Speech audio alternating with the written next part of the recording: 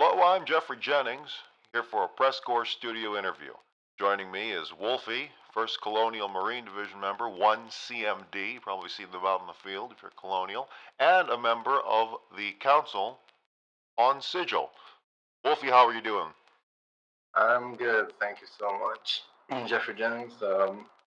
Excited to be here. I'm a fan of the Press Corps. I watched Cronus Winter's interview the other day, and I just felt like getting my voice out there. This is the perfect medium for it. Absolutely, yeah. Thank you so much. Hey, let's get to know you a bit. So, what drew you to Foxhole? What keeps you in?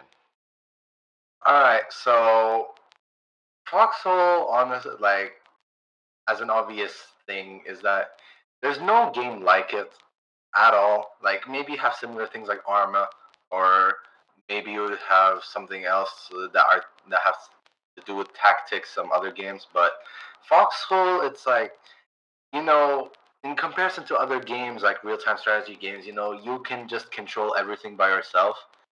But the vision that Foxhole is going for with absolute teamwork and being a cog in the machine, and if one cog doesn't work, the whole machine falls apart, is very interesting to me. And I always love games that have to do with teamwork because I just love working with others, getting to know people, being part of a community. And Foxhole just does this perfectly, where you could just see someone in the field. It's like, yo, I saw you the other day. Yo, these guys are here. We're saved. Everybody has an identity to themselves. War Crimes, Murap, and all those guys. Sad Hmm. that he still quit. I heard he was a legend. I never got a chance And to know him, but yeah, sure. yeah, I mean that's pretty much it. Just love the game. Hmm. Yeah, so you're a member of the first Colonial Marine Division, also known as 1 CMD. How does 1 CMD operate, and what sets them apart from the others? All right, so one CMD is led by an actual Marine, a military soldier. His name is Maciel, and or in game Maciel 16.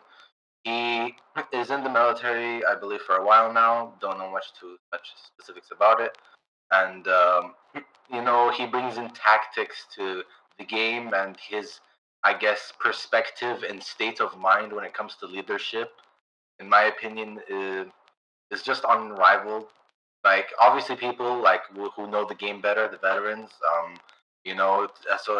SOM leader, CRG, KOP, those guys, the big three, I guess, of Colonials. They would obviously know better than the game, but when it comes to actual military experience, he's just always, bringing his military knowledge to the game when it comes to, something he actually taught us how to use the hand sign emotes.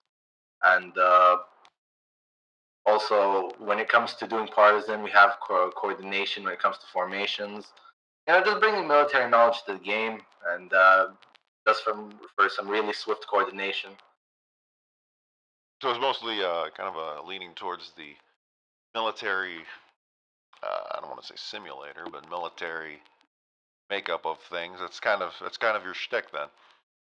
Um, more specifically, when it comes to big operations, that is what happens. But when we're doing something like logistics, scrapping, we often mess around like everybody else. Like we would just team kill, shoot each other. I don't know. We would just do some random stuff, Of hit course. each other with a hammer.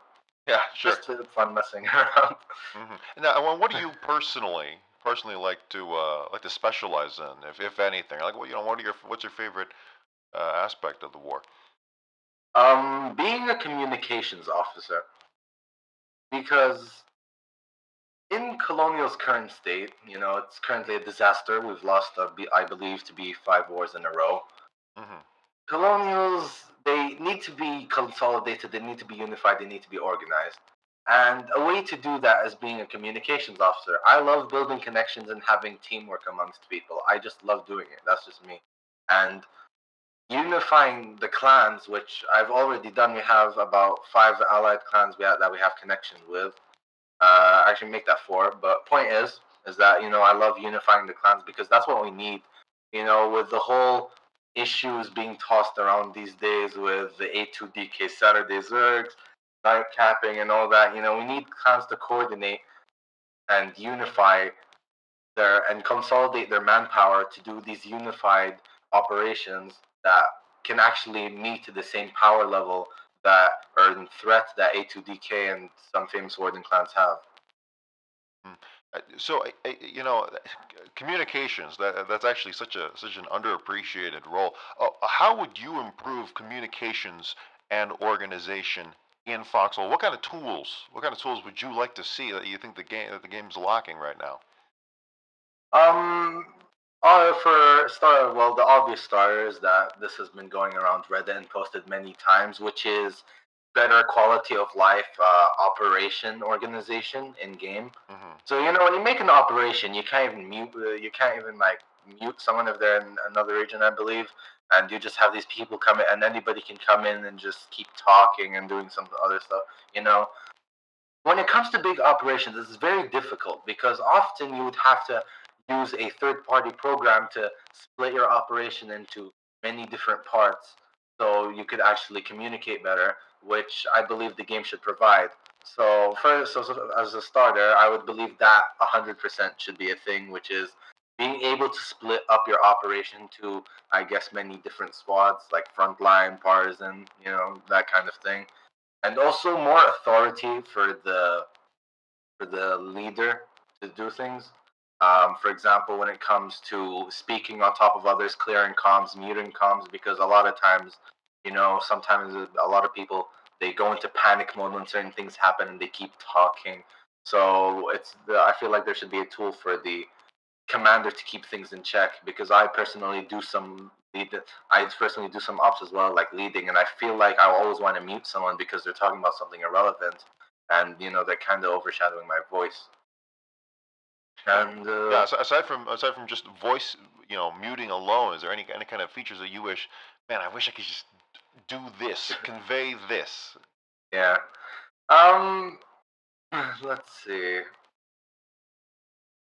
Honestly, not quite sure, but if the first thing that would come to mind is the actually, never mind. I actually don't Sure. have anything in mind. That's fine. That's fine. And we'll see. Yeah. Have you heard of any other games that that you think Foxhole could lean on in terms of communications and organizations? There's one there's one very interesting one, and up for debate whether any of this should make it in the Foxhole. Have you heard of the Yeah. game? I think it's in early access called Radio Commander. No, I have not. It's an interesting game. So you play as a commander, in Vietnam. A U.S. commander in Yeah. Vietnam, and you're guiding troops around a map. Except you don't see them because you're on the radio with them. Okay. So you have to constantly check in with the radio with them to see where they are. You can move things around the map to say, hey, maybe maybe they're here, maybe the enemy's here and whatnot. And there's all sorts of great tools. One of them just being the fact that you can radio in with someone and Yeah. connect them, can connect with individuals. I've always found that um, kind of interesting how operations can't interact with each other, really. Yeah. Unless you leave that operation, which is just a terrible pain in the midst of battle or in the midst of some sort of other action. Um, you know, uh, or operations can't get in touch with the town hall. Operations can't get in touch with the fort. Oh, yeah. Actually, definitely, I think Foxhole should do on that. Okay, Or thank you for mentioning that. logistics drivers in their trucks. They can't get in touch with a stockpile. They can't get in touch with, uh, you know, again without jumping around. Uh, I- Yeah. personally, I think personally I think the text box at the bottom right text box. Yeah. I think we lean a little bit too hard on that, and it's you know if you take the radical change, if you take the radical end goal of removing that text box, the chat box with the global chat, not Yeah. just for not just all chat, because I know everyone hates all chat, where both sides can Yeah. smack talk each other and spam each other. That's one thing. But I've always found it interesting. What if you just remove the chat box altogether? But of course, replaced it with tools so that people could still could still talk to one another, or not just talk to one another, because I know not everyone has a microphone. I don't know how you fight in Foxhole without a microphone, but I know some Yeah. people can't do that. So maybe replace it with something instead of a global chat box, something where you can do a more connected chat box. I don't know. I'm spitting out Okay, no, ideas. no, I actually thank you for, because now you reminded me of what I had in mind. Um, Actually, yes, I actually do believe that there should be better, like, integration of unifying the people in the game, because and I feel like this is going to be accomplished by regiments, but going on even further, I feel like there should be some sort of, I guess, in-game alliances, if that makes sense. So Yeah, yeah. There's regiments, which is another name for clans or outfits. The yeah. working title here in so far here in Foxhole development. But yeah, there's regiments. There's yeah. So I'm assuming alliances is kind of like a union of regiment. Is that what? Mm, No. pretty pretty much, Okay. like, that's what I mean, because the a lot of times, with the current game, like, and I'll say this time and time again, because as a communications officer, this is the main problem today, is that when you go into Foxhole as any player, be it veteran or new player, if you do not have Discord, it is incredibly hard to know where you're needed, Hmm. because backline communication is very terrible. You do not know what is going on in the background unless you ask around in ops. Maybe they're not even doing ops, so you wouldn't know. All chat is just trash, because there's just people that just keep talking and trash talking and spamming. I don't want to call out any names, but yes, there have been some famous Colonial spammers that just keep spamming chat for whatever reason. They're tilted, they're angry. But I definitely feel like, when you go into the game, there should definitely be some sort of, like, with the regiment system, there should definitely be some sort of outline of what you can do with them, like more freedom. So I guess it could be um, some sort of, so let's just take logistics for example. It could be some sort of order submission, like you could have some list of yours, and you could have just like a tab of those lists, instead of having to go up through all chat and scrolling through things, because leading to another point is that Foxhole, it isn't just all clans. Like, the random community is prevalent, and the in-game chat definitely has to be flexible to allow them to communicate easily with each other. Hmm. So to be able to do this, I believe you should have a compare and contrast between Discord and in-game chat. So Discord, you have the hierarchy, you have the several text channels to be able to do stuff. Like, we don't even have a logistics chat, and people deny that. They say it's going to be flooded, but at the same time, you know, I feel like it would still be useful, because then everything there is logistics, Yeah. not just all chat. You know what's flooded right now? The chat Yeah. box. That's Yeah. always flooded because everyone can connect to it. So it's kind of a moot point, at least in my opinion. But yeah, the worst that can happen is that because everything's just unified. It's unified based on distance. So either region or global, and then local Yeah. as well. But so even attempting to provide, even if we take the small step, not a very radical one, but just providing some sort of logistics channel or maybe combat channel or something, Yeah. can already help kind of separate people onto what they like to do, kind of, in a way, organize people just through the communications alone. And I know there can be a hesitancy of defining roles for people as opposed to people defining the roles for themselves. But Mhm. again, there's other ways you can play with that. But just what we have now is very interesting. And I've always seen comms and org communications organization as a linchpin in keeping people in the interested. Because Yeah. when you nail that, there's from there people can rally around their own plans and then figure out all ways you can blossom into Yeah. all sorts of I their own get what you mean. operations. Sorry, I'm losing my words, but Yeah. yeah, speaking of organization, you are also on the council on Sigil. Yes. First of all, can you describe Sigil to me, and then why should people join it? Okay. So when it comes to Sigil, I'm a man on a mission, Hmm. and this is gonna not. This is gonna. I'm just gonna speak out of my own free will, if that's okay with you. I would expect nothing less. Go right ahead. Yeah, so this isn't gonna. I'm not really gonna be responding to questions. This is just gonna be me speaking on my own free will. And Mm-hmm. so Sigil is basically just going to be is going through big changes right now. It's turning into a faction communications where pretty much we want everybody, because we obviously believe that in-game chat doesn't do it justice because of the reason we already said. Discord, you don't have the text channels, VC, the splitting, whatever. So when it comes to Sigil, we want to have that faction communications. It's a communication hub. We have, so you could do many things. Like obviously, you could have operations, speak to people, do alerts. There's a push here, push there. Not really anything confidential. It's basic communications, really. And it's different. Not all. It's not for clans. Don't get that misconception. Even though most of the majority of people you see in Sigil service clans, it's for randoms as well. Like there are definitely a prevalent group of randoms that are in Sigil and are active and do a lot in the actual server. Sigil is that like I said, it's going through big changes right now. But I can't say too much on that for obvious reasons. But we Okay. definitely need more every single man counts at this point for Colonials, because right now, with population imbalance, and that's its own issue. I don't believe in population imbalance, personally speaking.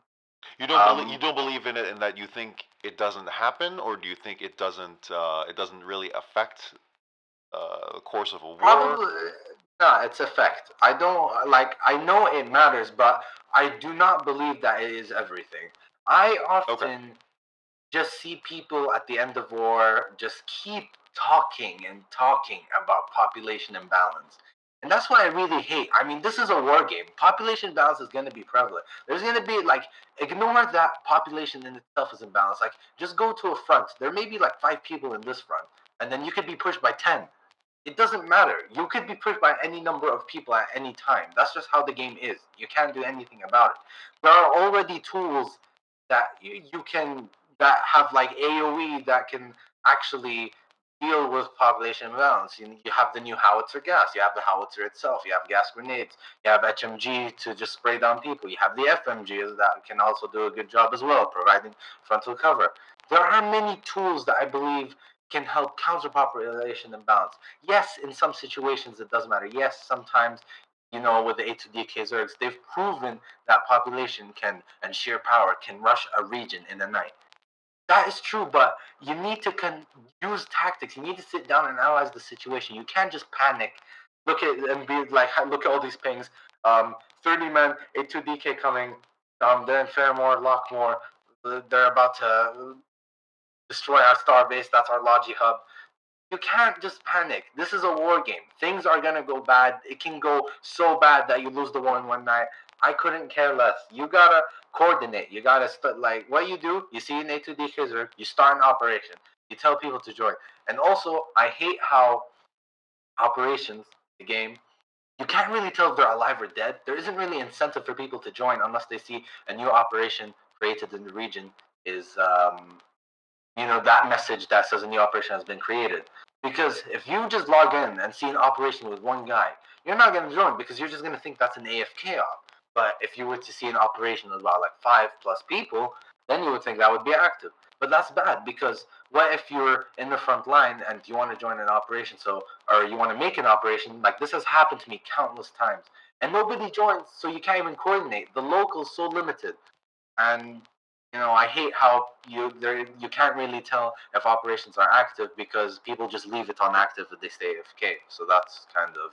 But I feel like there should be a thing where if there is nobody talking in the operation channel for like I don't know, maybe an hour, display a warning message 5 minutes before it gets deleted, and then just delete the operation. That's honestly why I believe could be a solution to that. Hmm. But yeah, I'm gonna be rambling a lot. That's fine. That's Uh, fine. I'm here to supposed to be guiding it, but yeah. So even if it's like 50, 50 to 5, 50 versus 5, not just 10 to 5 anymore. yeah. What you still think it's not the 50's fault, 50 people's fault for having grouped up effectively as 50 people. It's what you're saying is it's on the 5 people who are massively outnumbered to try and do something? Is that Not to that scale. Like I said, it does matter in those extreme situations, right? But mhm. like when it comes to just like 20 to 10, that kind of difference, that kind of margin, I guess you could say, that ratio, that was when I believe that it doesn't really matter. I believe, and I'm gonna get a lot of shit for this, but I don't really care. That's just what I believe in, and I've done it many times. Like this is a war game. There's tactics to this. Yeah. Like, I'm, Go ahead. yeah. Okay, so I'm just one person. This is a popular example I tell anybody about population imbalance. I'm one person, right? I'm in the front with um like 9 other people, and wardens have like, I don't know, like 20, 25, 30 maybe, right? Hmm. I take out my binos. I find weaknesses. I see they have nothing on their back line. So many builders with hammers, nobody has a weapon out. Now, what do? I find a way to execute to exploit said weakness. I get a bayonet, I get a rifle, load one clip, go and kill 11 people for my one. That's 11 builders killed, and yes, I have done that. If you want to believe me or not, like like I'm one person, and I just did that. Another example is that there's an armored car. This is a popular trick that I learned from Warden Streamer Helping Hands. Sit in radio coverage. 2 stickies in your inventory, 1 equipped, nothing else. AC comes off road because you're sending a radio coverage. You throw you just hope that it doesn't preemptively shoot you. And yes, it does apply to chance. You throw the sticky, run around before the turret turns. It's disabled. You throw another, it's dead. 2 versus 1. That was an AC. A bunch of arm mats and probably tons of storm rifle clips wasted that they have to walk back. But like there are things in place. It matters sometimes, but most of the time I believe it doesn't matter. And needless to say, if someone were to try this exact same thing, there is a very strong possibility that they may also fail at these tactics. But the fact that you keep on trying, is notable. And I think so. When you say that this is a war game, if I may provide maybe even a better word, is that it is a sandbox game, right? So what law dictates that uh, you know both sides in every region have to be perfectly even, and they have to play at the same pace in order to keep some sort of mirage of total fairness, so that everyone has the exact same experience. That's just not how Foxhole works. So yeah, you're gonna have situations where you have 20 to 10, 30 to 10, or 40 to 5. I'm not quite sure.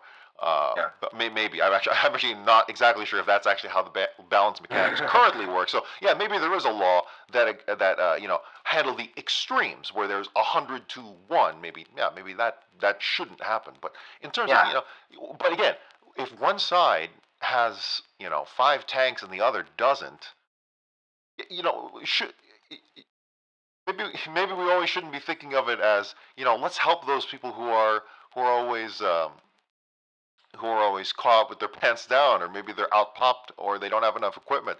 Maybe at the same time you should say, hey, maybe respect the work of the people who brought those 5 tanks, or were able to to organize those 50 people, because that's exactly that's not a hard, it's not a easy feat in itself. You got to have respect to them as well. It goes both ways. 100%. Go ahead. Yeah. Yeah, that's another thing. Like it's not like the Warden Alliance was built in a week after Jade Cove and all those incidents. Like there was this one, I think one of the Warden Navy leaders, or one of the clans, I don't remember it was. He testified on Reddit, and it was upvoted by Warden. I'm sorry, just testified on Reddit. I have wrong word, but the jury was no. I'm kidding. You're absolutely right. No, that's good English. That's correct. Go ahead. Continue. I was just laughing. Okay. Okay. So on Reddit, right? He made a comment reply about like compare and contrast between Colonials. The Warden Alliance wasn't built in a week. They made this. It was in their power. They organized the people. Why shouldn't we do the same? Why should we cry when they're doing the work and we're doing nothing? It's not like we need to get a jail out of free card. We gotta work, and it's not like, again, it's like tanks, right? Actually, no. Let's keep that for later. But again, it's not like it was built in a week. Like right now, we're building up our own alliance, and we need people, and obviously, No, like I get. Actually, this is going to be another topic that I'm going to ramble about. Is the misconceptions about sigil. Now, Mm. most veterans and people I see always give sigil shit. They say it's useless. It's a waste of time. Okay, I heard like when I first came into sigil, on my mission, I I talked with a bunch of people and they say, yeah, Sigil was bad back in the day, but now like it's gotten way better. We all the most, if not all, the toxic people have been removed. And what happens is that so if you want things to change, you gotta take action. I hate how everybody keeps complaining.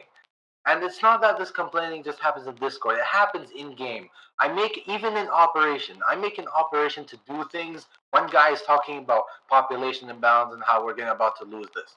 No, just shut up. I came here to play. I came here to play the game, not talk and not. And I want to coordinate an in-game chat, but then it's flooded by those guys that are talking about population imbalance and all those issues. So if you want to do something about it, take action. And that's what I'm doing right now. I made a 3-page document on Reddit. Yeah, but it obviously doesn't get upvoted. I don't know, because most people just don't care. But literally, everybody who's seen that post agrees with me that my points are correct. And I don't know, I could just post it in my Google Docs file down below of the interview. Yeah, sure. You can link. You can link us. You can link us the document. You can also link at the bottom of this video's description, document and the sigil Discord. I'm assuming that's open to the public. Yes, but we have to go through a verification process, Okay. which I will talk about in a bit. Mhm. All right. Um, so yeah, that's just one thing. And okay, so okay, I kind of got lost. That's fine. Anyway, So so that's yeah, yeah. you're a member of Sigil, and Yeah. you're also on the council. The Yes. council on Sigil. What kind of responsibilities does that layer, quote unquote powers, does that kind of belay on you? Yeah. So before I get to that, I'll just mention one small thing. Is that because I just remembered is that if you want something to change, you have to take action. So you don't just want to say that Sigil is trash and just ignore it and just remove it from the topic of conversation. It like right now it is something that is our only hope. It has most of the colonial veterans. It has a high concentration of the clan members, a bunch of famous randoms, and right now we're forming it. So if we don't try anything, we have to try all our options, and then if that doesn't work, then we complain. But if we just throw away our options and not try, nothing will change. All right. So now moving to the council. So the council is so in Sigil we have the admins and then we have the council. I spoke with one of the admins about becoming council because I was extremely active and doing suggestions constantly and whatnot. And he said, the admins, we're there, but sometimes we just disappear often. So council is the really active players, and to the point that if you don't speak in like I guess 3 weeks to a month, you'll just get removed from council because we need active players on there. We constantly are just, I guess, leaders. We have to constantly make suggestions. Council agrees on things. On all right, should we take this approach? A matter about a clan becoming commander. I guess making a new suggestion or just integrating something to serve to help communications. Just anything that helps with organization. We do it. We make it. Uh, we agree on it. Then the admins just do the server work for us. So then, who gets to join the council? So the council doesn't really require a skill level. Like, honestly, I'm doing this interview because I want to take action. Originally, I'm a nobody. Like, nobody knows me. I'm just a nobody basically. And but if I see the veterans aren't really speaking out and taking action, which we are now, but Sigil, but in Reddit, but in like in game and Reddit, like I see no one taking action. I want to take action. So the council doesn't really require any really skill level. It just sees that they just see that, oh, you have a good game sense. You're really active. You're looking to strengthen colonials. You're in. I didn't even like push for it. I was just talking to the admin the other day about my suggestions, and then he just like, yeah, I'm gonna nominate you for council. I was like, okay. Then I woke up on council. Like, that's how it goes. And there's been a lot of critiques. Some of it, a lot of it, kind of egregious and maybe unwarranted. But some of it may very well be so. In terms of critiques for from of the sigil, Yeah. do are there any in particular you'd like to address, and hopefully that you has been reformed and taken care of in this kind of new wave that you're hoping to jumpstart here? Yes. The main critique is that I can't say too much about this because obviously, like, it's a colonial thing, and I'll just get to that in a moment. But basically, we're going through big changes, like I said, and a lot of people they just say like it's a waste of time. It's just an intelligence network. Nobody really does anything. We're just there for the info, like MapBot or something, and just making sure that no spies come into our Discords. That's pretty much it. But no, we are going to um, definitely change that. We are actually changing that. The council and the admins are really active right now. We're working with each other to hopefully change that. And another critique is that the one that I already mentioned is that randoms like they aren't really prevalent. I'm gonna emphasize more on that, which is randoms like even if the high majority is clans, even if like as random you don't really have a place and like you can still coordinate. There's many. We have this. Actually, no, I can't talk about that. But we have, I guess, this. You can anybody can just say anything. Like honestly, there's just that much freedom. You could say that there's a push here. Randoms can jump in because, like I said, in-game chat doesn't do it justice. So we're making sure that we can actually have like most of the colonials on here to respond to certain things and do certain things, and not just not know what's going on in the game. So randoms, like even then, you could still have much more to explore. You're in the server with the biggest like names in the game, and right, and you're just exposed to a huge information pool. Like personally, I didn't even know Sigil existed. Like in my 300 hours, or in my 200 hours, not 300 hours. So then I only gotten through Reddit. Like they stay that silent about it for whatever reason, but we are going to advertise it now. Um, I hate how uh, actually no, never mind. The randoms like they can talk with these veterans. Like I got a huge insight and experience. Like I improved hugely after coming to Sigil because I knew how I was observing the admins, I was observing the veterans, how their take on things are, their strategies, and why things are important. It gives you a much more game sense. Game sense is very essential for leadership. Knowing what you can and can't do in the game and knowing what's important. So literally, you're exposed to that information pool, and you can just improve way really fast and because and also again like we say there's another problem. Sorry for rambling, it's kind of badly organized, but That's fine. the randoms, they say that our randoms aren't as good as wardens. Like wardens are always coordinating and stuff, right? But with this you can get like huge information pool, maybe learn how to do shadow dancing and stuff. Like we have nearly everybody's open to DMs. We have like some special people to help. That's nuts isn't really confidential. Everybody has that. Anybody can help. So we can actually increase our quality of infantry without doing much because obviously like people want to run training programs in home region, but how is that going to work? Like people they swan in, they already go somewhere else, and you can have only like one or two new player, and you want to get more to actually do a training program, which I don't believe is going to be efficient. So if you get them in through Sigil, then that means that they can actually get their game sense. They know what's right, what's wrong, and all the stuff with vehicles and why veterans are angry and yeah. So I love the zeal coming out of you for advocating this group. One of the bigger criticisms of Sigil, and maybe you haven't been around to see it, maybe you weren't around to see it, yeah, but there was so much ego involved between a lot of the leaders, maybe the council members, and it's hard to get into specifics without, trash talking individuals and whether that's even Ah, warranted at all. But yes, in terms of like, just ego, people getting protective and defensive and kind of offended over the smallest things. Is there anything you yeah, can say to that? yes, I can say a lot of things about that. Okay. Um, as I've joined, I learned about these names, and I'm glad to say that they have all been kicked out of Sigil. Okay. Um, pretty much.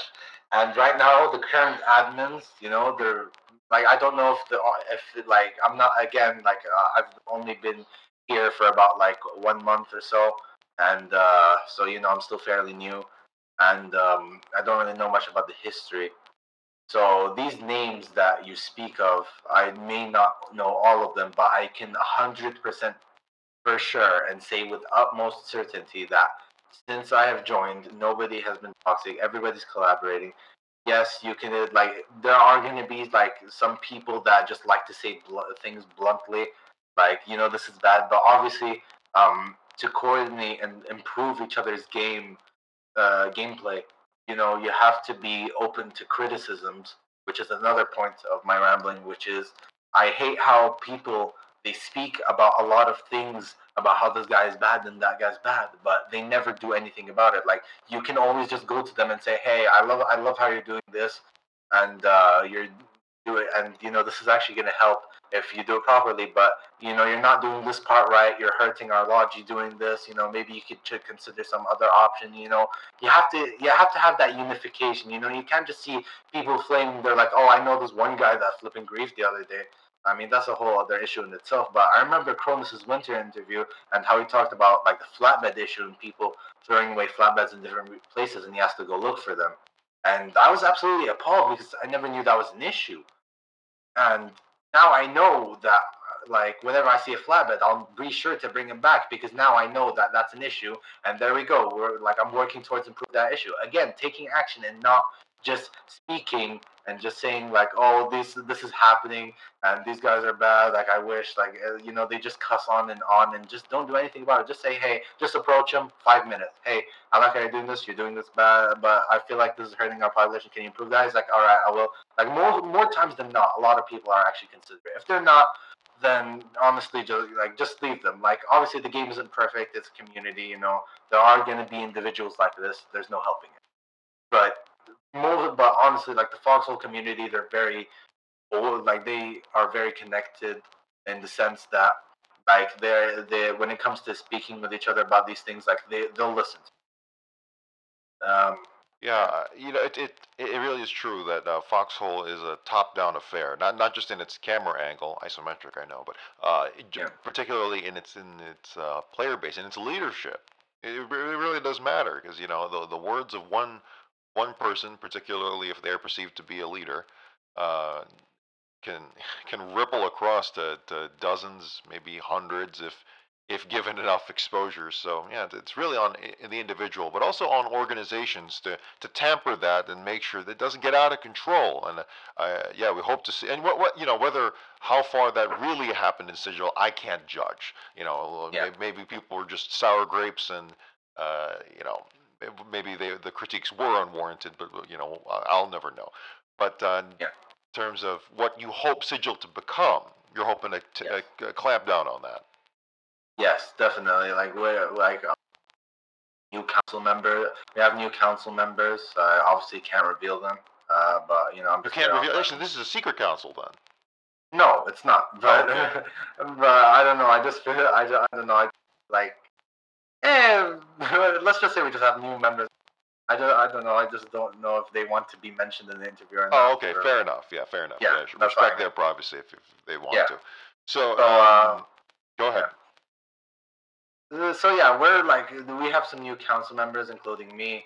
We're working really hard to actually, will make these new features work around Sigil, make it like you just function more into our, I guess, ideal environment of actually unifying the clans. Like that's our main objective: to unify the colonial clans to match the manpower of the wardens. Because if you look at colonials, we have way too many clans that are just small in numbers, right? And then you have like A2DK, ASS, and they just clean us up. One thing that I hate about Colonial clans, which is another rambling point, which is that whenever a clan does an operation, they don't just go in and help. They just say, "Oh, this clan's doing an operation. Let's just see how this goes." Like, no, you can help. Like, a clan is doing an operation, go do partisan for them. Maybe they ran out of logistics, go do logistics. Make sure they go right. If you're doing nothing, make sure they go right. If you're not doing something else, like, you can help. Like, that's how the game is. You don't, like, why are clans separated? Like, look at the Warring Alliance. ASS, A2DK, only, I believe it's only those two, and I think, like, CAW, Warden Navy thrown in there, and there you go. They put aside their differences, and they do their zergs like every Saturday weekend or every now and then. They just organize. They have it organized. They work towards it. That's what we're working. It's interesting. It's interesting the just how we got here in the first place in this Yes. in the situation where the Colonials are on a five war losing streak. Yeah. You know, it's funny how I mean this is kind of going back to the earlier conversation. Is there? Huh? It's hard because in in a perfect world, a five war losing streak is not a problem. That's a product of the sandbox, where Yes. people say, well, where everyone can say confidently, hey, you know, the Colonials may not have been up to par. And in this case, Colonials. It could easily be Wardens in a whole other situation where the Colonials are dominant. But in this situation, we'll say, it's the Colonial, Colonials. We need to really step up. Everyone can say that and look towards each other to kind of pull each other up. Yeah. But because this is an early access game or an alpha, and this is very unfinished product, which is what we signed up for. Not everyone's saying that. In fact, most people aren't saying that. People can't say it's a product of the sandbox. It's more of a problem of the game that this is happening, and that for whatever reason, five war losing streak is a bad thing, or it's a bad thing because it's a problem of the game, not a product of the sandbox. So, are there any problems in the game that you think you'd like to see addressed in the upcoming winter update? Personally, I believe there's many. okay. Well, what's the highest priority for you? What do you think is the highest priority? Okay, definitely logistics depth, Mhm. and just highlight depth real quick. So, like, I watch the dev streams, like every single dev stream, right? And they always like to mention the vision of the game. So I assume that they have their own vision of the game. That sometimes they just wouldn't care if people, if people said something against this thing. If they don't want it, they don't want it. If they want to do this, they'll do it. Right? But they obviously still listen to the people. It's just that when it comes to their own vision, I believe they won't. I mean, that's just a conspiracy in itself. But anyway. Okay.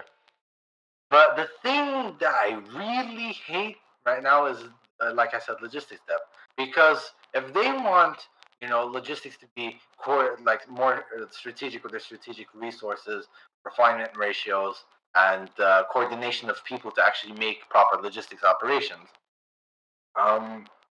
Another thing that I guess you could do is that, if you want it to be, if you're going to have us do all the hours of driving and so on and so forth, at least make it fun. So, people, like Cronus Winter said, I'm going to be referencing that a lot. He said the issue with garrison supplies. And the problem with garrison supplies is that it takes too long to pull. So it's like, put in more depth in that. Like, don't just make it like a process of, just looking at a marker go to 100%. You could have it. I don't know. You could just manually move the crates themselves. Why do people play Euro Truck Simulator and those simulator type games? Like, obviously you can't compare it to Foxhole, but like, I have to kind of express my point. There are comparisons to make. It's fair. Yeah. So because they have depth, they have skill. Like, you're managing a train, I don't know, you're doing things on. So like here, you're just looking at a marker go 100% WASD with a vehicle that has no physics whatsoever.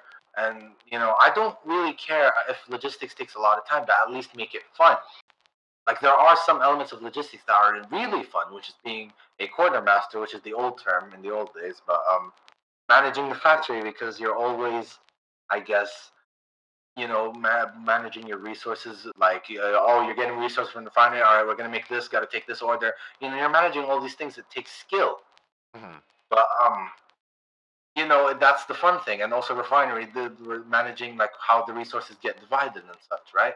But when it comes to the tasks of, let's say, scrapping, like I don't care if it's a group task to do or not, it's still unfun. Like the game, I don't want to say that it doesn't support logistics operations. I'm just gonna say that like sometimes you have to be on your own doing those things.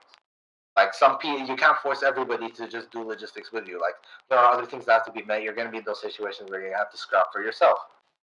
So if that's going to happen, at least make it fun. Not just holding M1 to the point that people made auto click tutorials, or not, and make driving fun so that you could actually have more to driving, to maybe have, I don't know, some skill involved in it, like a gear system. So maybe you could juke cars and do car chases. I don't know, it's fantasy, but if it takes longer, fine, but at least make it fun for the people and not just be like some chore.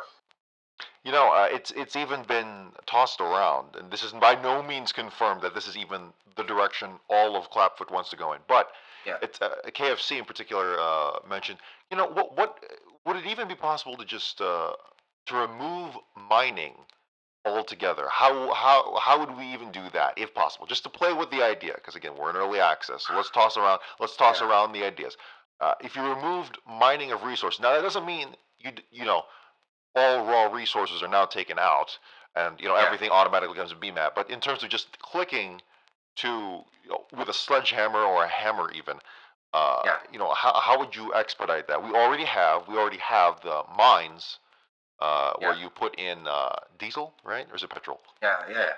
I Some think sort of both. fuel. You put in the fuel, Both. and right, and it spits out resources. You could expand on that. Is there any other way you think the mining could be expedited? Because naturally Yeah. it's easy to say, hey, let's just add in an official auto clicker. I don't know if that really solves the problem. If Yeah. anything, That doesn't, yeah. because it's still boring. You're looking at your screen and you could literally browse Reddit and drive. It's that easy. There is no immersion. Like Hmm. there are people that say, "Oh, I can watch Netflix, so it's relaxing. That's why I like Logic." No, that's a problem. You're supposed to be in the game, not there. Yeah, Like, but I'm gonna make another comparison. of course. So like I obviously know that this is a problem. I posted it on Reddit. I believe Mark read my post because he commented on it when it comes to depth, but I don't know. I feel like he ignored it, but anyway.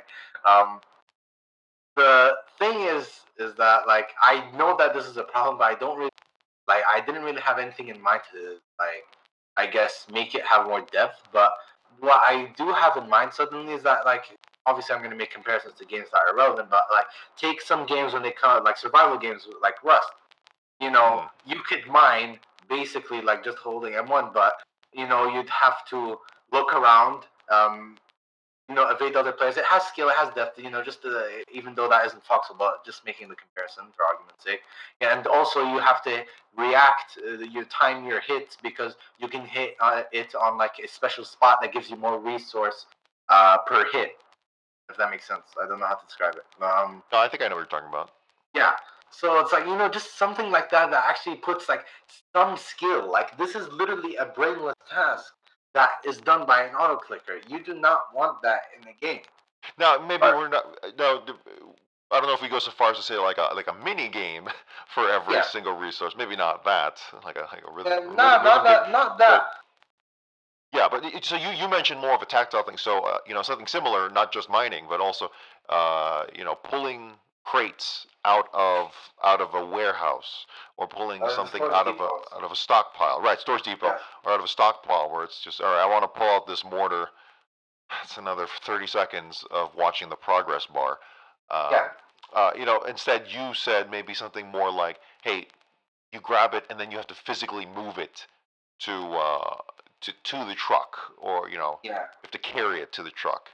Yeah. But but of course the natural response to that is, well, we want to make sure people can't just take everything at once, and that they can be held accountable for that, Yes. or something. I don't. Yeah, Do you yeah. think that's a problem? Do you think that's a problem worth encountering in order to have that? Do you think that they could be mitigated in some other way? What are your thoughts? Okay, so yeah, on my post, someone did say this that yeah, the pulling time are an anti-griefing tool, Hmm. and while I do agree, like I don't know. I mean, I do know griefers are going to be an issue, but when it comes to things like this, I remember seeing a post where this is going to be something irrelevant, but something kind of related. But I remember seeing a post about how there was like this place in the middle of nowhere that Wardens found where I think an alt on the other side or something just like try to put tons of resources there to I don't know set up a nuke or something, and and I remember seeing a dev maybe KFC or maybe someone else. They said just report these findings and we can track them easily. But at the same time, I don't know if that can be applied to the storage depot thing. Like I don't really know how, like what the On a process. smaller scale, yeah, maybe like But egregious honest, things, yeah. yeah. But honestly, uh, like you know, this is.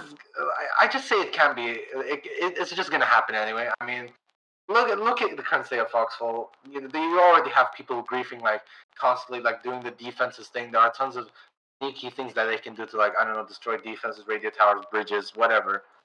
And they still can't be caught because it doesn't put out the message. It just can't be avoided, honestly. And I feel like it's already.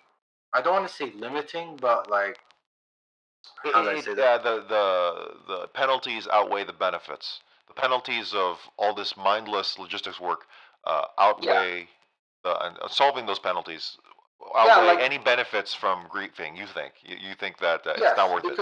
because griefing is like I don't know. I haven't seen like major league griefing like flipping the nukes and all. Like I know that was a thing in the one of the previous world conquests, right? But I just feel like just do it anyway. It can't be avoided, and obviously there's going to be, and if they want more people to interact, there's going to be logistics organizations, just more people, just tons of people together. So it's going to be monitored most of the time, and if it happens, it happens. But why are we just gonna assume that a small problem is going to be like everything? If it happens, it happens. That's all there is to it. Like I don't really care if it does happen or not. Right. It's not like there's much you can do to really stop it if someone's really that concerted. It could be I said, mean, there's a lot of things. Actually, I don't know how much the mod team can do to really up the game other than get paid. yeah, But they can't get paid because the club can't afford that. At least I don't think they can. And yeah. certainly now, maybe that's not where you want the resources to go. I don't know. Maybe I'm overblowing it. Maybe I'm not blowing it up enough. Yeah. But yeah, Wolfie, is there anything else here you wanna talk to us about? Feel free to go into any topic here. Okay. Yeah, I actually had like I wanted to. I didn't because you were asking questions. I didn't really know where to bring this in, but Sure, of I course. basically just wanted to have like a huge list to talk about. Yeah, and go for it. Go for it. all right. So starting this off, this is from my document, right? Hmm. And I've already mentioned some of these points that, like, a lot of times people they just don't they complain about everything and they don't coordinate about mistakes. But there are some other things I do want to mention. So here I go. So putting it simply, we don't have initiative. We as in the Colonials don't have initiative. Yes, yes.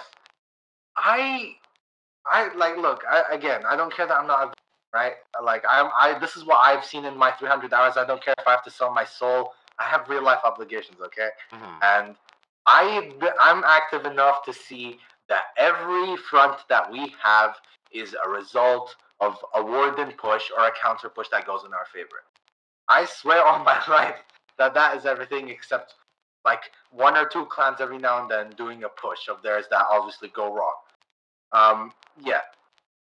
So that is terrible in and out of itself because they can manipulate us with absolute effortless like things. Like remember, like I think last tour it was they literally won the game with an A2DK push, and guess how they did this?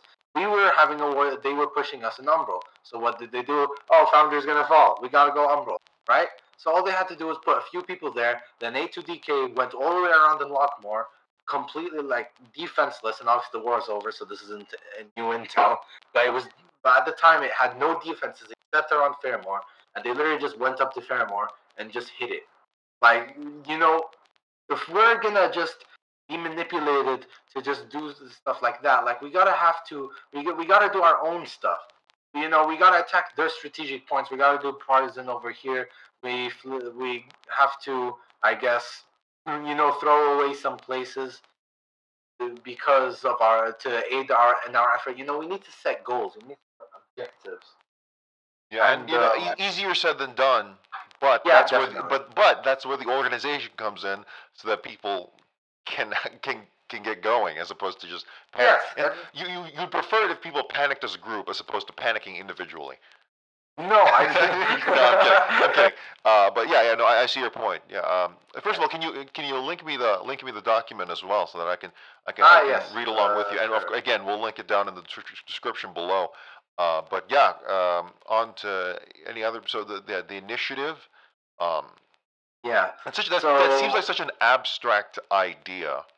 You can go Yeah, you can DM it to me, but it's such an abstract idea. But it does matter at the end, and I think you've provided enough evidence and enough enough other ways of going about it that you might be able to to really put it a little more concrete than that. But yeah, go ahead, continue. And we colonials are perfectionists. Like, this isn't a document, but this just popped into my head with initiative. Whenever it comes to a region, why do we always have to have all of it? Like, there's a fort to the side in the middle of nowhere. Does it harm your logistics? No. Does it harm your push? No. Can they get anything out of it? No. If none of those three questions are answered, ignore it. Why do we have to go all the way over there, and then do some long meat grinder just to take it, when we could have literally gone and pushed their refinery that was unguarded due to scouting reports? That's just an example. I don't even know that was the thing that happened. But yes, we are, like, Colonials always try to be perfectionists, and they always have to go for complete region control and not just a specific place. Wardens, they don't care. Like, they held part of Umbral. They didn't care. They didn't go for Foundry. They went all the way around, surrounded us, and then they got Foundry. Like, that's all. Like, again, like, we don't have to be perfectionists, because then, like, I just said enough already. Like, it's just a waste of time. Mm-hmm. Yes, that's one thing. And okay, so yeah. And another thing is that when it comes to morale, if you're tired and burnt out of the game, just quit. Again, I'm working towards maybe not quit, but maybe take a break. Yeah, that's what I mean. Like, sorry, English isn't my first language. No, that's fine. I understand. Go ahead. Yeah. When it, like, not quit the game, but just take a break, like you said, because the game, like, obviously is gonna burn you out. Like, you have to do all these organizations. Like, it's a bit hardcore, I won't lie, but it has a niche, like, of people that actually like this kind of stuff. But if you're burnt out, don't go on world chat, which is already clustered, and be like, yo boys, I'm tired of this, I'm gonna quit 420 Blaze. I'm like, no, piss off, and just take a break. I don't care if all of Colonials quit. If your health is much more important. Yes, it's a hardcore game, but it's still a game at the end of the day. You don't have to keep coming on and be like, yo, they're pushing back, I gotta study, but then they're gonna push and win, and I want to win the war. No, don't care. It's a game. Like, I don't want to bring this. Screw it. I'm gonna bring it in because it trended on Reddit anyway. So there were leaked DMs from KFC with the captain of, I don't know which faction, right? Mm. And then the captain was saying is that there were, I guess, like, I don't know, I haven't logged in 2 weeks, and it's so bad and unrewarding. Like, before this patch came out, because it was so expensive to do things, right? And then he said, like, honestly, just quit. Our development cycle isn't fast enough to keep people's interest. We want to, we want to flesh out core systems and make sure they work, and then we'll just put out, like, updates to bring people back in. But obviously, if you're tired, just quit. And not quit, take a break. But anyway, yeah, that's what I mean. Like, I don't, like, I see Crone this winter. He's tilted sometimes, And I would just tell him like, just take. I just wish he would just take a break. I don't care if all of Winter Legion took a break. You know, they've already done enough, and this is just a game. Like, your health is much more important than the game. I know 2 people in my clan that lead unhealthy schedules just to play the game, and it's absolutely horrible. Like, there's this one guy who says that he in my clan that he says he took out a town with like 500 grenades. I don't know the credibility about that, but that's just the thing. But anyway, like I said, it's just that's just the thing in itself. Just take a break. Yeah, it's amazing what people will do once they've reached their limit to Yeah. just kind of go off on people, as opposed Yes. to stopping and finding something else to do with their time. It's hard because well, it's easier than you think, but it can be Yeah. hard because um, Foxhole demands. It can seem like it demands so much of a player in terms of time, in terms of effort. Like you said, mouse, M1, Yeah. holding that down. A lot of organization, a lot of, uh, you know, uh, social interaction just to get that level of organization that is required to do something big like that. Yeah. Especially if you're just starting, if you don't have pre-existing infrastructure or apparatus, you got to start from scratch. It's hard. It really is. And there are a lot of things the game can do, certainly, to ease those pains. But at the end of the day, I think we're on the same page. Is that it's on you to mitigate your own fun. And I don't know. Uh, I think overall, if I can join you, kind of, I guess, on the soapbox, uh, when people Yeah. are making suggestions or giving feedback and critiques, to maybe not inject as much emotion into their writing as I don't know if they realize they do. And yeah, just because it reads a lot easier, and it doesn't seem so much as you are emotionally reacting to something, but more so we get the idea that you want things to improve. Yes. And you don't even have to state that. We can imply it. Just maybe just don't inject as much emotion. I don't know. Sorry. But yeah. So you've got initiative, morale. You have other Yeah. things on the list.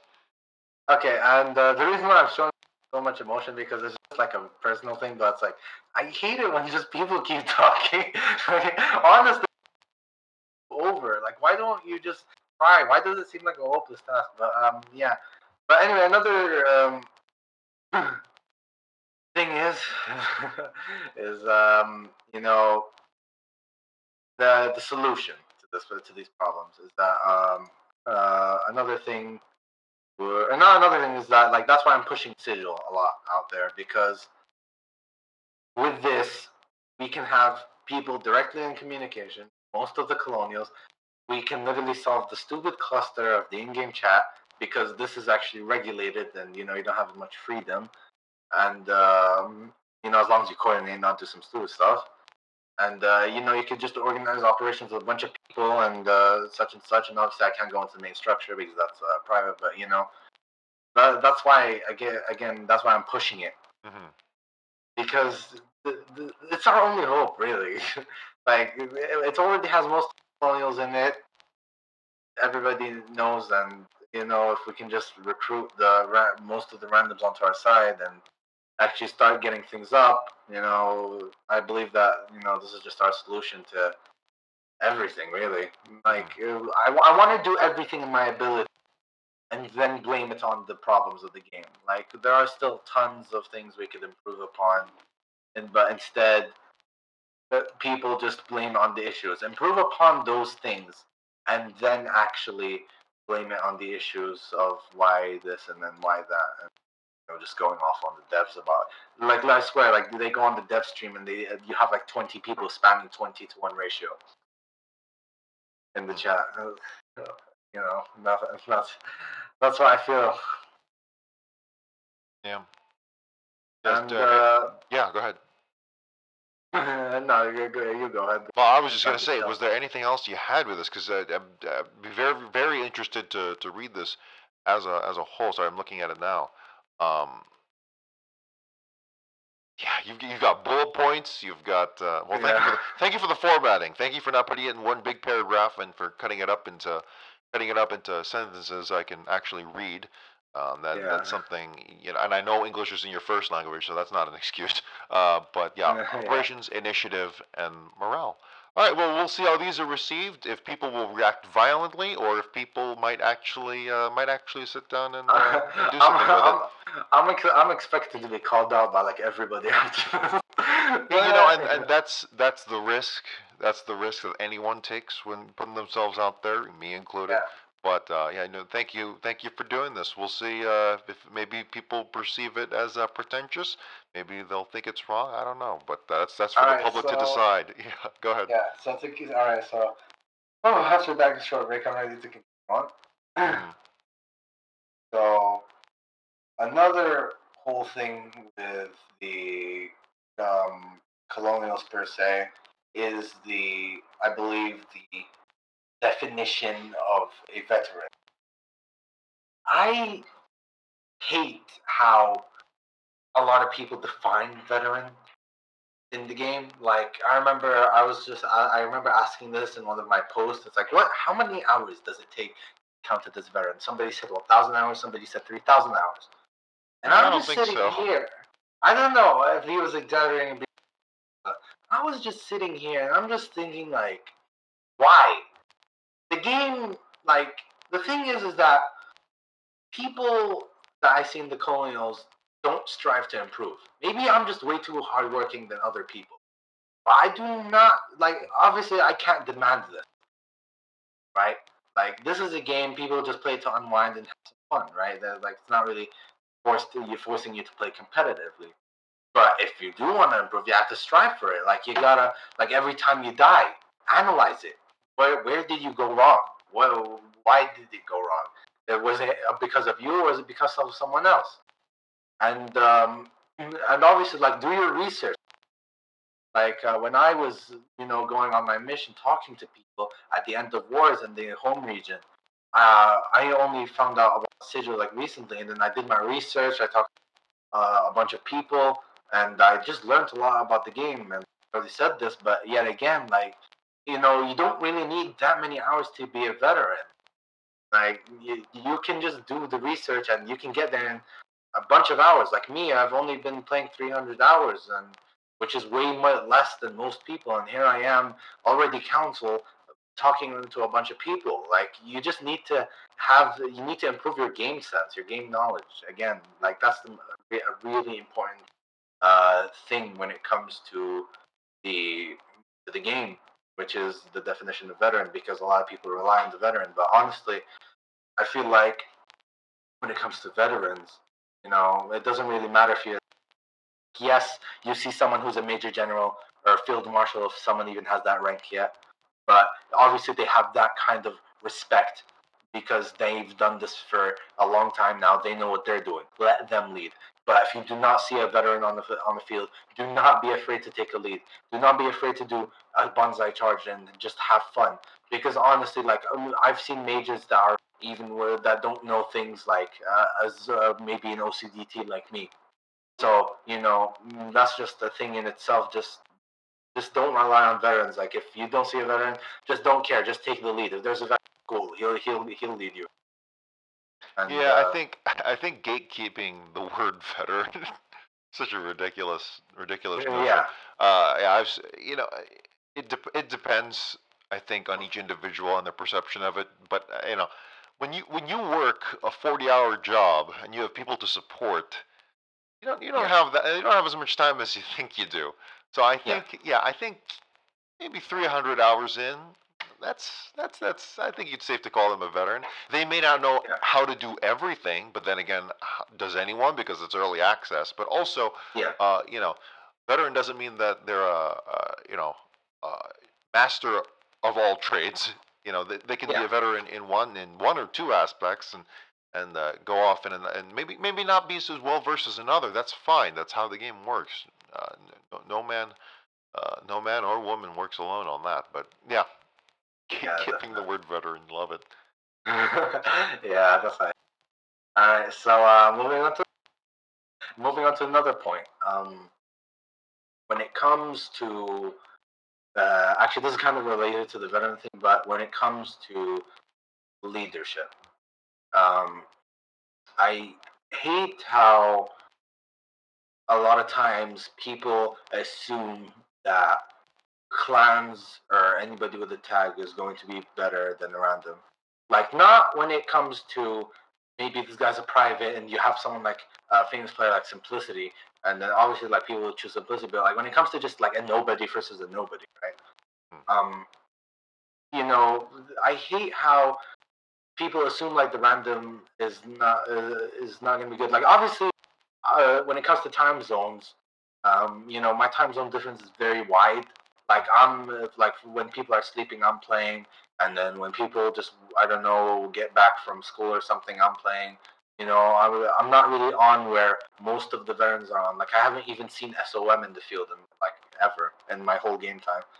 So I just but from what I see, I really hate how a lot of times when it comes to actually I'm restating. Sorry, I'm just Sure. kind of tired rambling.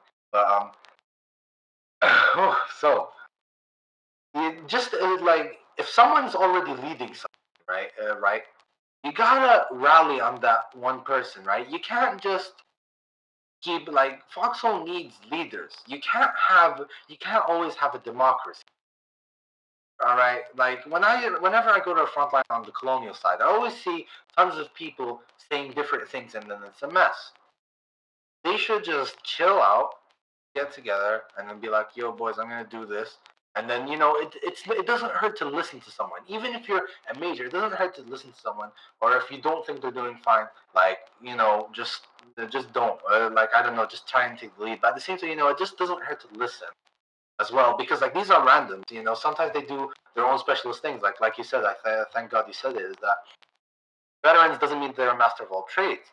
So randoms, they thrive on frontline combat, right? So they know how these guys would react. They probably have, and it's a learning experience.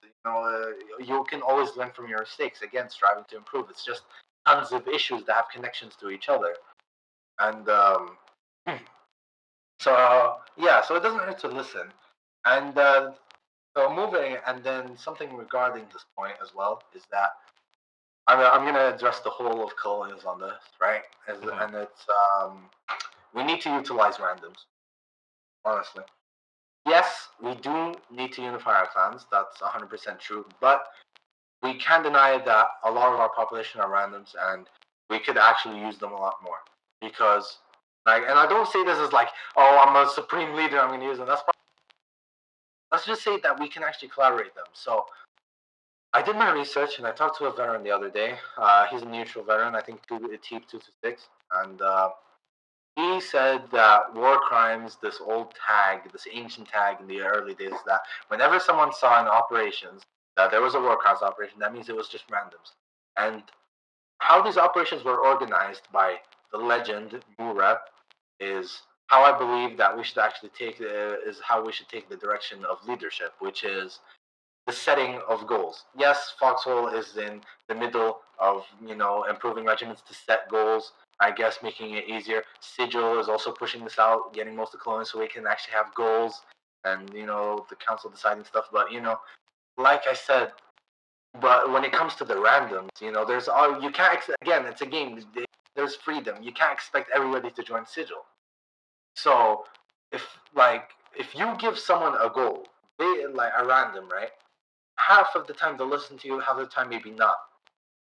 But if the time that they do listen to you, I can almost guarantee that a random that thrives on frontline combat would be better than most, if not all, clan members that literally play frontline. Honestly, like if you give them a goal, they'll do it because again, with and this also ties into another issue. I'm sorry, this ties into tons That's of fine. things. Yeah. It's badly organized, but I'm just here anyway. So the so when it comes to goals, right, and the manpower situations of 20 to 10 or that kind of ratio, Mm-hmm. you gotta manage you gotta manage your manpower correctly.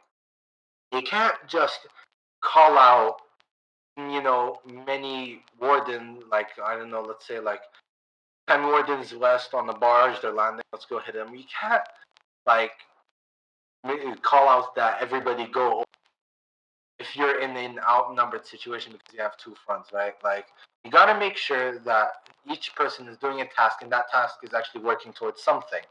Like defenses, right? Defenses as a whole, they don't get you anything. They just get free pressure on you and then they just manipulate you, like what wardens are doing now. So as soon as the defense happens, you got to find the flank, you got to take them out, you got to push up. That's the low key of it. You have to make do with what you have. I don't care if you have logistics, I don't care if you have this. There are many tools, just make do with what you have and then play this. So, again, so when you just set goals, yeah, you know, sorry, I'm going to need to take a moment here. That's fine. Yeah, setting goals for your group. There are strategic ones. There are big strategic ones like, hey, we need to push into Callahan's Passage. Hey, we need to take Lockmore. That's a big one, sure. But I've always found, I've always heard and found that breaking it up into smaller goals, smaller steps, a lot easier because there's so many nebulous. There's so many nebulous things like things in the chat. Again, I always go to World Chat because it's just a fantastic mess of, hey, we need to take this town. Okay, how are you going to do that? Well, we need to push. Okay, how are you going to do that? And just from there, it just that's why it seems so messy. You have to actually focus on one thing at a time. Hopefully, group up so you can communicate with each other. But just even posting nebulous things. Um, Yeah. yeah. So, all right, so I'm taking my moment. So, like you said, like, I don't want to name any names because I don't, call I anyone shouldn't have out. to. Yeah. Yeah. Let's just say a clan, right? This clan is famous for doing their pushes when barely anybody does, and I'm probably gonna name them out. But all right. But anyway, like when it comes to some of these clan pushes, whenever I see them, they always go wrong one way or the other. They always just want to say we want to push to a place, right? But they don't go about how. They don't go about like why. They just say let's push. We like again, we need like the setting goals thing is just such a huge, I guess, thing to get around because like you can't just like taking a town isn't like that easy of a goal. Like you could split it up into many things. Like for example, Ulster Falls at the start of the war. Um, I forgot which war was it. Yeah, the previous one. We want to go for Ulster. That's the main objective. Small objective. Get partisans to contribute to that big objective. Another thing is that get surround them to contribute to that big objective. Just doing that and just setting more goals to make it easier and actually knowing what you're doing to actually work towards something instead of just brainless fighting everywhere. And so yeah, that's that point. I love how you're just diving into it. You're just going through the whole thing. Sorry, Yeah, continue. I'm just going in. You got Like, nothing to lose. Yeah, nothing to lose. I'll probably get kicked out of council. Who cares? Like legit. Um, you know, but again, it's just again like Foxhole. I get it. There's issues. A ton. Each issue ties into the other, and I really hate how the devs expect us to put in all these hours of work, and because and if that's how the way things are, honestly, I want to move to the concept of having fun. So this having fun concept of mine is that. So obviously we can't compare Fox. I'm gonna be restating a lot of things. It's gonna sound apologetic as hell, but I'm just that person. And Foxhole, you can't compare it to other things, but let's just compare it to something like other games. I don't know, Company of Heroes 2, League of Legends, something like that. Hmm. Why do these games have such big matches that even though you lose, you still have fun, you still play it for like tons of hours, and it's been going on for years now? Why? Because in those games, you have fun. Now, because like each side is fighting towards a goal, you're making plays. that everybody's doing something. That's how it's fun. It's intense, and you're just going through this back and back fight, and I really just feel like we should, because this is an early access game, like you said. I feel like we should actually take that more to heart and just say, like, you know what, let's just have fun with it, right? It's like, for example, with my example of finding, I could have used shotgun, but why did I use bayonet? Because I want to have fun. Because if you're in the game and you're not having fun, why is it even a game? If you're doing legit, that's why I don't do logistics. I don't care if it's not done, but I'm not gonna force myself to not have fun. Like, I'll be quartermaster, I'll be refinery work, but if you're not gonna, but if you're gonna make me do scrapping, driving, or whatever that nonsense like driving train, I'll just drive into the river and go off somewhere. No, I won't. I'm just joking. But anyway, That's a little egregious, but I understand what you're saying because yeah, I've always advised leaders that Foxhole, as much as we are trying to create a living, breathing war ecosystem here, not all the rules of real warfare apply. So you have to make sure that the people under your command, whether it's just a small group of people you scrap together or a big outfit, the people under your command, you have to make sure they are having fun, that they are engaged, and that's a unique problem, really, to video games, of course, but particularly in Foxhole, because you can't stick someone in a rear echelon detail 3 regions back and say, hey, guard this empty junction for about 4 hours. That's ridiculous to ask of someone. yeah, Even if it's strategic and tactically expedient, okay, yeah, sure, it's a good idea.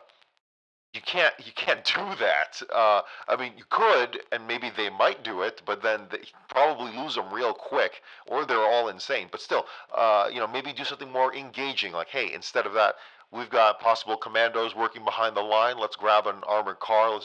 Let's hunt them down. Let's use the radio. Let's go from place. Let's investigate. Let's do that. Something more engaging. Something to keep people invested, as opposed to exactly. something passive, expecting people to just be pawns on a chessboard. They're players behind the screen. That's how it works. So, Yeah, and that's why I call out the devs sometimes, like sure. feedback on Yeah, it. they're It's because they're, they're it's big like, boys. They can handle it. yeah, it's like, if you're, I mean, I didn't really call him out as in like, hey, but more like I just give him feedback, really. But It's not like not the everyone right else word. isn't doing that. So Yeah, go not yeah, go go for it. not the right word, but if you're gonna make like I actually want actually I'm gonna call him out right now. They need to strike a balance between realism and fun. I believe that they're just going way too realistic with it. Like vehicle encumbrance. That is not fun at all. They said that it is for to make return journeys way much rewarding so flatbeds don't go missing. I believe that that is not true because before we didn't have vehicle encumbrance. Well, like why now? It just seems realistic because you're putting stuff in. I, But it's making you heavier. I don't get why you have to input vehicle encumbrance for ac- return journey. actually, I think I can't. I don't know if I can confirm this, but I think it's not so much that you get heavier than before. It's that you get lighter than before. So on the return trip, you're actually faster than you were before. That way, you speed up when you have an empty truck or a flatbed. So Yeah, so it's not so much that. So I think the base level of speed is the same. It's just that you get faster. So if anything, it was a buff. At but least that's a. honestly, I don't know the intent. Sorry, just go on real quick. Yeah, no, Or, I think I hope a dev can clarify this for me. And maybe you're right after all, but I think my understanding is that, yeah, it's just a straight buff to trucks and flatbeds that. yeah, yeah, because I don't really know the intent. Like you're putting vehicle encumbrance, sure, I think the but the intent was to make it was to yeah, make the to make return it trips easier and faster. definitely, but at the same time, you can't deny that, like, if you were to put in like a full truckload of sulfur, bro, do you know how slow that goes? Like, there's no way that you can explain to me that that vehicle commerce was supposed to be a buff to return journeys when it's making the whole logistics process more difficult, and it ties into the issue. Like, I love scarcity, like the strategic resource thing. I really love that, right? But when it comes to the driving part of it, again, contributing to another issue, which is the issue of you get my point. Like, it's just all a network. You have to keep, I guess, driving with the holding W or doing like A and D, and then until you get hit by a partisan, and then you like exit the game because you're like done with it. Because it's just difficult. You Like, I'll just put it all in like a single line, like going down, up, down, and see how it goes. So you're in the sulfur field. You have a flatbed, resource container. You fill it up, full sulfur. Tons of vehicle encumbrance. You go on. You're so damn slow. You're moving out. You see partisans. You get hit by the partisans. You die. You call it out, and then it ties into the issue of the chat being flooded. No one listens, or there's just no one on the back line because that's just how the game is. And there you go. You just quit the game because nobody can move and get your crate of precious sulfur, and then now you have to go build the flatbed again and do that. And hence that's why I say, like, I don't care if it takes longer or whatever. Just make things more depth, but also but thinking about it again, making things go longer and adding more depth is actually terrible because people don't have that much time to begin with. So I would believe that they need to fix it. Like, I don't know. I believe this is their vision of stuff, but like, they need to strike a balance between reality and fun. The game is realistic enough already. Fine. Hmm. And like, yeah, like, it's a game. Like, you just see other games these days. They go like over the because they're a game. They have that privilege to just go and do random stuff and imaginary stuff. Like, it doesn't. We're not playing a simulator. It's a game. It's a sandbox MMO. You know.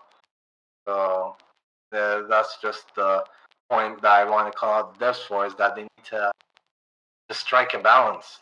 I got tired. Like, I've been tired of it because Yeah, it's a tough one to balance. It really is because it is they're tough. trying, because again they're doing their best to, because we really want to see ecosystem. There you go.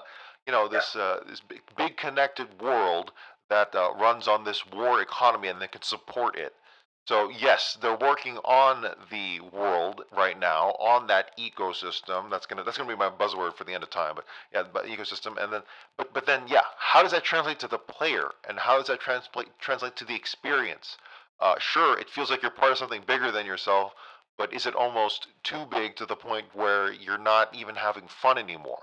So and you're really Yeah. just in service to this thing that's grand and majestic, but did you actually enjoy? Did you have fun taking part in that? And it's a great feeling to have, but are you actually enjoying yourself? I don't know. It's tough. It's a really hard thing to balance, and it really there's hardly any other game on the market that I can think of that is really aiming for this. Yeah. The closest is PlanetSide, but they've, how that game operates. It's way too fast paced and arcadey to really be something like something that's worth investing in. Um, in terms of long term investment, of course, as it's just so moment to moment, and things don't really last there. I can't think of anything else really. Eve Online, but that's just a different beast entirely. That's Nah, more of a that's market. different. That's a market simulator, not Yeah. a yeah. There are wars. Don't get me wrong, but Yeah. the economy is just so radically different. It's hard to make the comparison.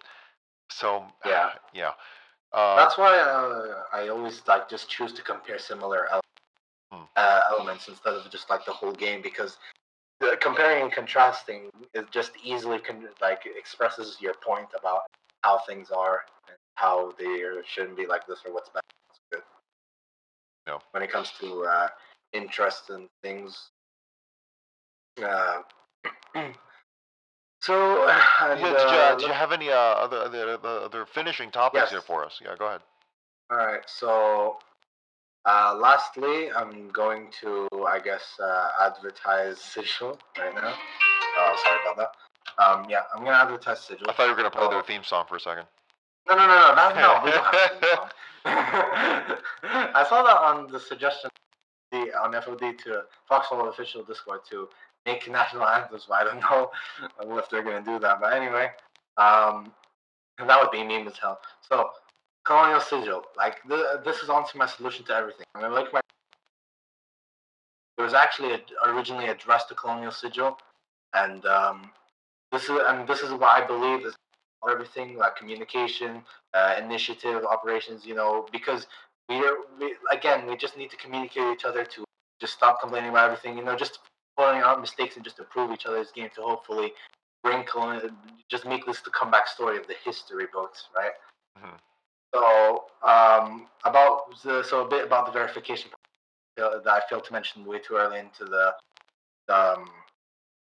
document is that a lot of people turn down Sigil because they think we're marking them as spies, which is not what we're going for. We mark everyone who tries to join, and we just go through the verification process. The verification process is that you meet with us in game, do whatever, just sit with us 10 minutes, that we can see you, and just make sure you're faction locked. Why do we do this? It's because we do not want to assume that every person is joining us as a warden sign. We don't.